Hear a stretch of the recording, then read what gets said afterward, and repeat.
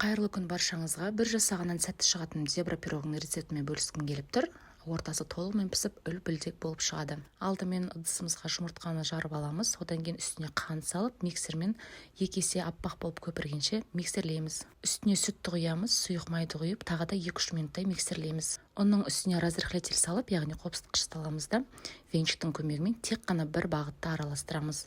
Ешқандай түйіршіктер болмау керек. Енді осы массаны 2 бірдей бөлікке бөліп аламыз. Бірінші массамызға 2 ас қасық ұн салып жақсылап араластырамыз. Екінші массамызға 2 ас қасық какао салып жақсылап араластырамыз. Ешқандай түйіршік болмау керек, оны тағы да ескереміз. Сонымен формамызға фольга немесе пергамент қағазын төсеп аламыз астына. Сонымен қатар әр массадан 3 қасықтан кезекпе-кезек құйып отырамыз. Менің формамның диаметрі 24 см, сонымен қатар 26 см формаға да жасай берсеңіз болады.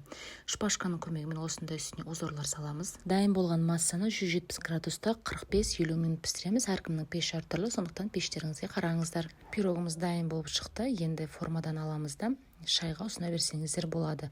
Өте керемет, өте дәмді болып шығады. Ас болсын.